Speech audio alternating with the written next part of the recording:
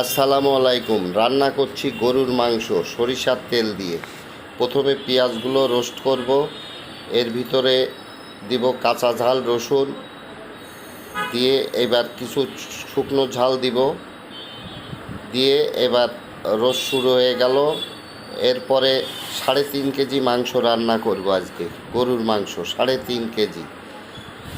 এবার রোস্টটা দেখব একটু লাল লাল পেঁয়াজ হয়ে গেলেই ওর মধ্যে দিব তেজপাতা, 6-7টা তেজপাতা দিয়ে দেবো। তেজপাতা দেওয়ার পরে একটু নাড়াচাড়া করব, করার পরে এরপরে দেব মশলা, হলুদ, লবণ, শুকনো ঝালের গুঁড়ো, জিরা বাটা, আদা বাটা, গরম মশলা 3 চামচ করে পরিমাণ মতো।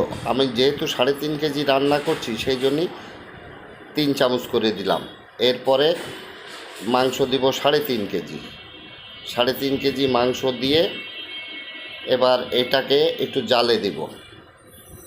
মশলা মাখাই মাংসগুলো ঢেলে দিলাম, দেওয়ার পরে এবারটা একটু নাড়াচাড়া করব।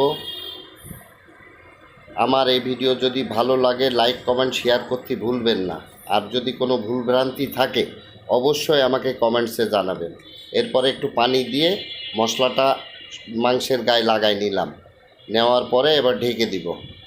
চাল হোক, গোশ রান্না করতে খুব মজা লাগে। আবার এর ভিতরে কিছু চুই ঝালও দিয়ে দেবো। চুই ঝাল দিলে গোশের টেস্ট অন্য রকম লাগে। এবার ঢেকে দিব, ঢেকে দেওয়ার পরে গোশ রান্না চলছে। কিছুক্ষণ পরে আবার উঠাবো। এবার এখানে 2 লিটার পানি দেব। 3.5 কেজি মাংসর ভিতরে 2 লিটার পানি দিব, দিয়ে আবার ঢেকে দেব। ঢেকে দেওয়ার পর আবার একটু বলক দেখব, দেখে একটু গোশটা নাড়াচাড়া করব, করে আবার ঢেকে দেব। ঢেকে দেওয়ার পর গোশ প্রায় রান্না কমপ্লিট। আর কিছু সময়ের মধ্যেই রান্না কমপ্লিট হয়ে যাবে।